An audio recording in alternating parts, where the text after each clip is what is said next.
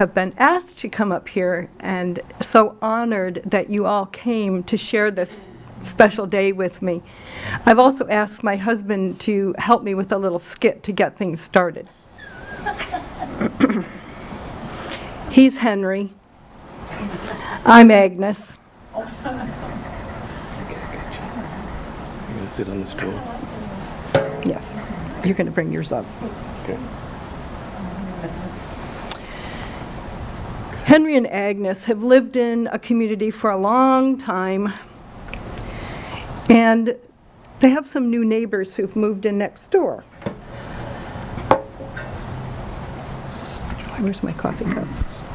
So every morning they sit together. She's drinking coffee, he reads the paper. She looks out the window.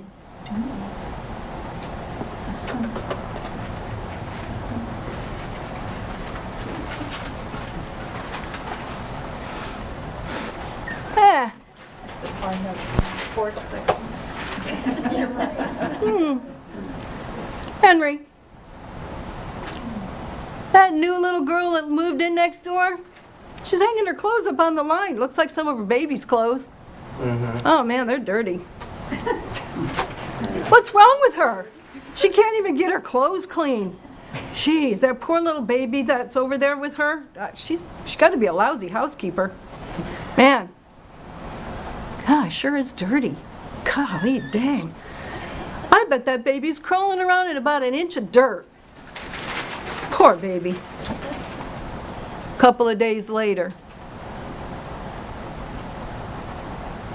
Hey, Henry. Today she's hanging out her husband's clothes.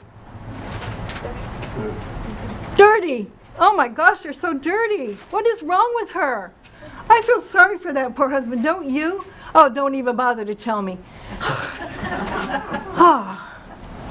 I hate to see what's in her refrigerator. I bet there's a month's worth of food in that refrigerator over there. A couple of days later. Henry! Henry! Henry! She's hanging out sheets today. Henry! They're clean! Wow! Henry! What do you suppose has happened over there? Agnes, I got up this morning and cleaned the window you were looking out. Wow.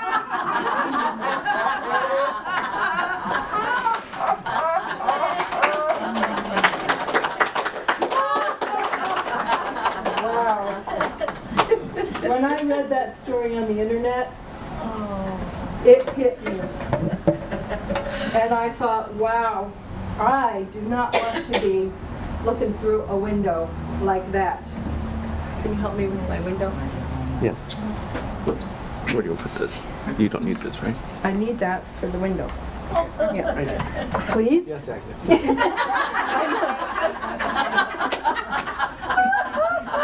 And there you see why I've come up with this talk today. Anyway, there's my window. Oh, yeah. It has, I'm going to call it the dirty dozen. It's a baker's dozen, but I'm going to call it the dirty dozen of words. I decided I don't want to be an Agnes. I really don't. And I even changed the title because I didn't feel like it was up to me to come in and say, we need to do this. I only know about myself. And I know that I have, in my life, been guilty of every single one of those words. So I began, it was really interesting because I kept a copy of that story. And right after that, Lorna said, would you be interested in doing the talk? And I said, yes, I would. Oh, yes, I would. So I began gathering materials. And I decided that I need to take it slow. There was so much about myself I wanted to change. I wanted to take it slow. Talk about myself, how I could change and not criticize and be judgmental of my loved ones, my husband especially, others around us, and the world. So I thought, okay, well, I could do this.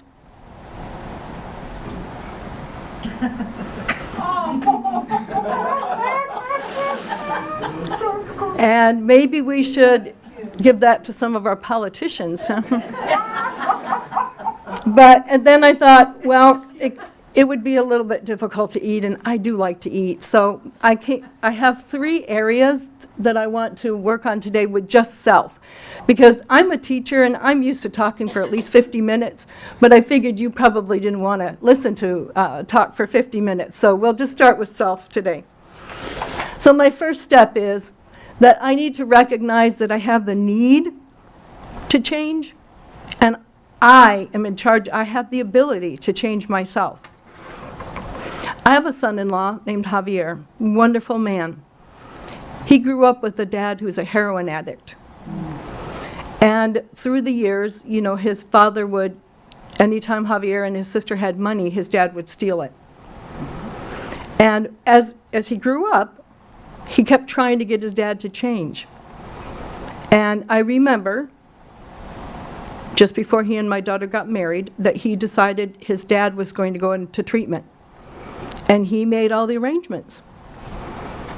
And he went to pick up his dad, and his dad was gone. Oh, wow. Hey, how are you out there? Whoa. What a difference. His dad was gone. And he had to realize that even though his dad had the need to change, he didn't have it in himself. He hadn't decided that he had the ability or the desire to change himself at that time. Well, I don't want to be like Javier's dad. I recognize that I have a lot about myself that I can change. I'm looking away. and that I have the power and the ability to make my life what it is I want it to be. I can work toward changing my imperfectness into whatever it is my divine self imagines for me. In her book, The Gift of Change, Marianne Williamson wrote, and Connie, would you read that for me, please? Sure. Are you ready to embody what you say you believe? Can you reach within yourself for enough clarity, strength, forgiveness, serenity, love, patience, and faith to turn this around? That's the spiritual meaning of every situation. Not what happens to us, but what we do with what happens to us, and who we decide to become because of what happens to us. The only real failure is the failure to grow from what we went through. Thank you so much. That was lovely. I have inclusion body myositis, but I've decided that my disease is not going to rule me. I'm going to take charge. It's going to affect what I do. It does affect what I do, but it isn't going to rule what I do. I remember, well, I used to play the piano, and it wasn't like I was a perfect, wonderful player, but I played well enough to enjoy it and to accompany people. And More than that. When I told my mom I can't play the piano anymore, she was very upset. She goes, "Oh, Lynn, that's so sad. That's just terrible. I feel so bad for you." Well, at first, I judged myself. And I thought, that is pretty bad. Oh, that is awful. Gosh. And then the more I thought about it, the more I thought, okay, well, I can't play the piano anymore, but it doesn't mean I can't enjoy music. I can help John. I can be there for him, what he needs. There's a lot of other gifts and talents I might discover I have if I let go of the piano playing. I love to write poetry. I loved working on this talk. Just loved it. I've learned so much.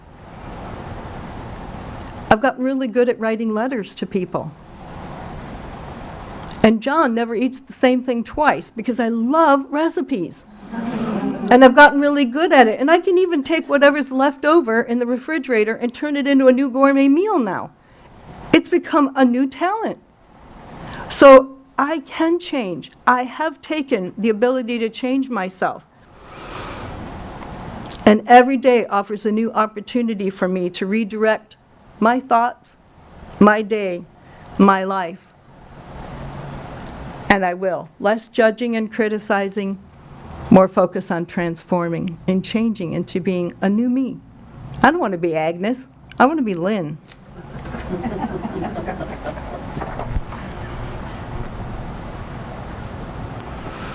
The second step that I discovered in my search for new knowledge is to recognize mistakes I've made. And I've made a lot. Haven't we all? I can learn from them and turn in a new direction. I remember reading something that said, it's not the end of the road, it's a bend in the road. And I thought, oh, that B sure makes a big difference. So this year I decided that I'm going to start a new practice. I'm going to look at what's good in my life and keep that, and look at what has been incongruent with what I want to be in my life and get rid of it. A doctor in Norfolk, Virginia wrote about a patient. And she said, he came into her and he said, my medication's not working right. And she said, well, which one? And he said, well, the patch. She said, well, what exactly is wrong with it? Well, the nurse told me to put a new one on every 6 hours, and I'm running out of places to put them. Okay, she said, why don't you take off your shirt? And she thought she knew what she was going to see. And he took off his shirt, and there were 50 patches on his body. I did the math, and that's like 2 weeks worth every 6 hours. So I'm surprised he was walking into her office. Anyway, now the medication says to remove the old patch before you put on the new one. I used to let the things that I was doing wrong, the criticisms, the judgments, build up like old patches. So now I know I need to rip those patches off, not let them stay. I'm going to get rid of anything that doesn't hold positive energy for me. I will find or write a positive affirmation to say every day, like the one Carol Ann put in the newsletter. I envision greater possibilities for myself and for the world. I will strive to stop making those same mistakes and create positive change within myself by getting rid of non-essential items. There's a blogger named Benjamin Hardy who wrote 50 ways happier, healthier, and more successful people live on their own terms. And he said most of our possessions we don't use. Think about it. I'm thinking that maybe Lucky and Connie might know a lot about this, having just moved into a fifth wheel. Have you discovered that you can get along with a lot less than you thought you could? I know when we downsized to a 2,000, from a 2,000-foot house to, I don't know what size our trailer is, but you do learn that you don't absolutely need most of the things you thought you had to have. Most of our clothes in our closet we don't wear. And he says, if we remove or discard these underutilized resources, we're injecting motivation, clarity, and new purpose into our bloodstream. All right. I can live with that. I could use that. When that energy that has been draining us is removed, he says, a new wave of positive energy can enter our life and mind and be used in more useful and productive ways. My goal for this week is to go through my closet and take out the things I might, possibly, perhaps, maybe, someday, in a pinch, if I don't have anything else, wear. That's most of my closet. Check with me next week and see if I look much more vibrant. I've also discovered that I like it when we don't watch as much television. I'm going to stop letting the world and its advertisers influence how I think, feel, look, and act. My husband may make me wait until after the town hall meeting tomorrow night. He does like politics, but because it has replaced more important things that I should do, like focus on my spiritual growth.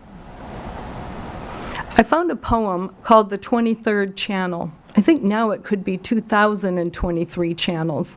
But anyway, I updated it a little bit.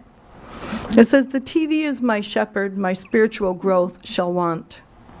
It maketh me to recline in my chair.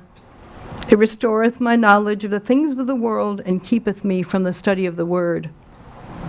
It leadeth me away from the scriptures, because it offereth so many shows that I must see. Yea, though I walk in the valley of the shadow of my spirit-guided responsibilities, there will be no interruption, for the TV is with me. Its cable channels and Netflix shows, they comfort me. It prepareth entertainment before me, and keepeth me from doing important things with my husband. It filleth my head with ideas which differ from those set forth in the word. Surely no goodness or mercy will occur in my life, because my TV offereth no time to do the will of my inner self. And I shall dwell in my house, entertained by TV forever." Instead of gluing myself to the television and letting it influence my judgment about myself and others, I've set new goals for 2016. Investing a positive flow of energy into my higher self by putting my focus back on the Word rather than out there in the world.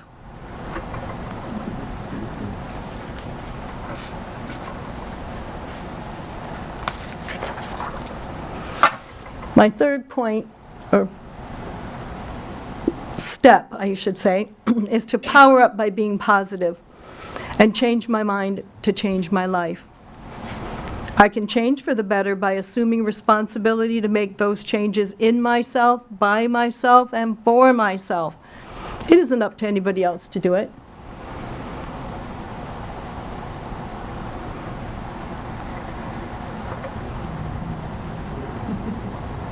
Just take a look in the mirror to see whose job it is. High in the mountains of Tibet, an older monk got really tired of listening to the negative complaints, constant complaints, and judging of other monks by one of the younger monks. So he finally told him, "Bring a bag of salt, come and see me." So the young monk gathered up the bag of salt. He said, "Okay, well, what do you want me to do with it?" And the older monk handed him a glass of water, and he said, "Pour half of the salt into this glass of water. Stir it around." So the young monk did that, and he said, what do you want me to do with it?" He goes, "I want you to drink it." The young monk took a sip of it, and the monk said, "How does it taste?" "Horrible, bitter," said the young monk. "All right. Now I want you to come with me. We're going down to the lake. Bring the rest of the salt." So they walked for a ways. They came to a lake. The older monk said, "Now, pour the salt into the lake. Swirl it around." So the young monk did that. He said, "Now dip your hand in there. How does it taste?" The young monk said, "Wow, this is delicious. Tastes really good. Fine, nice and fresh." The old monk said, "Yes. You see, the salt is all the negative complaints, the bad words, the criticizing, the nitpicking, the condemning, the blaming that you've been doing, that we all do. Stop being a glass. Become a lake. That was another one where I went, whoa. That was intense for me to learn that lesson that I don't want to be a glass. I sure don't want to be pure salt either. I want to be a lake where people, what I say is fresh and clean and lovely to them.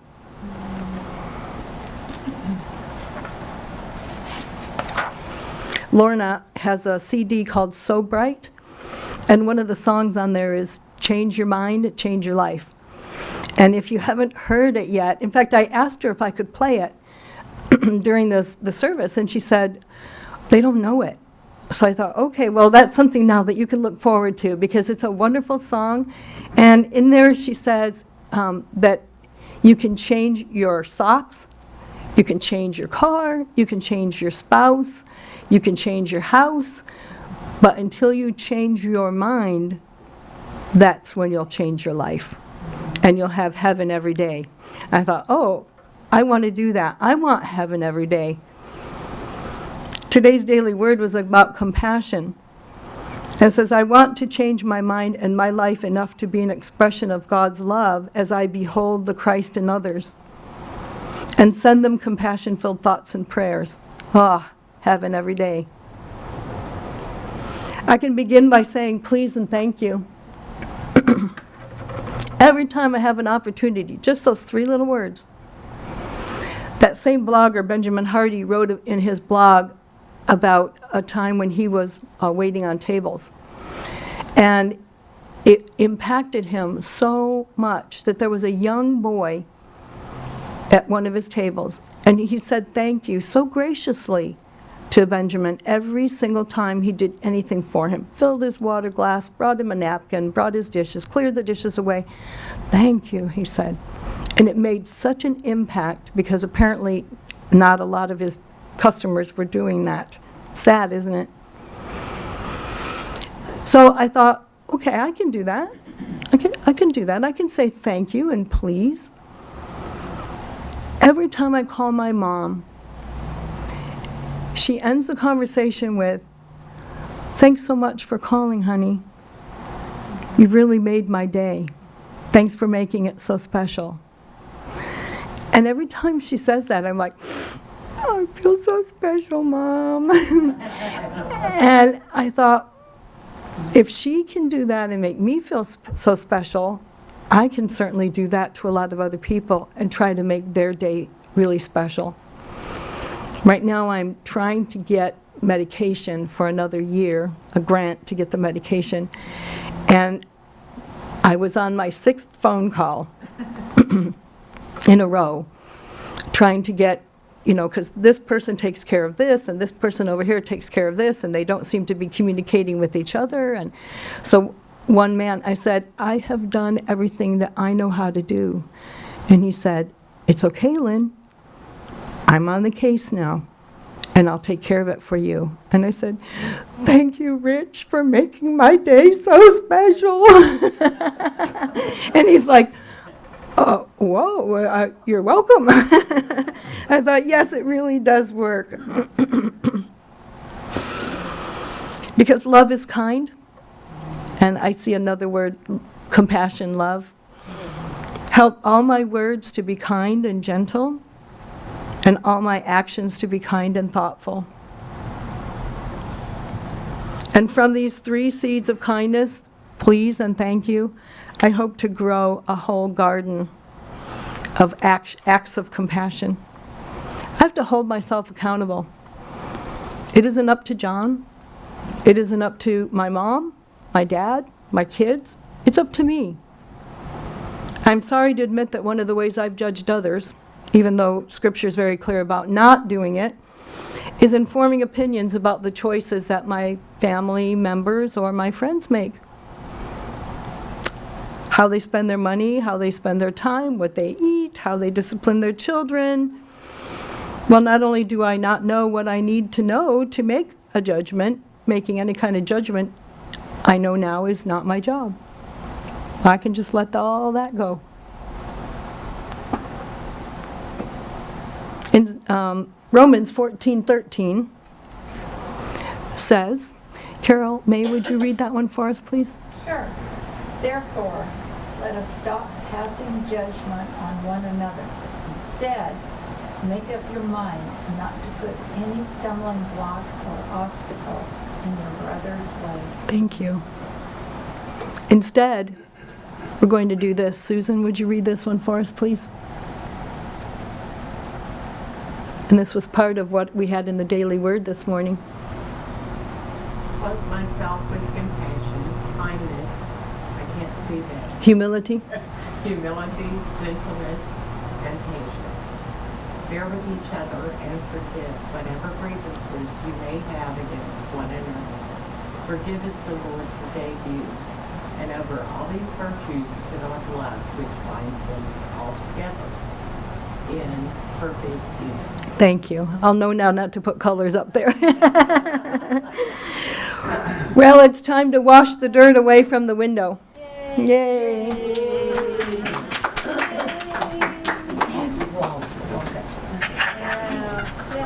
So I'm going to take my cloth of virtues.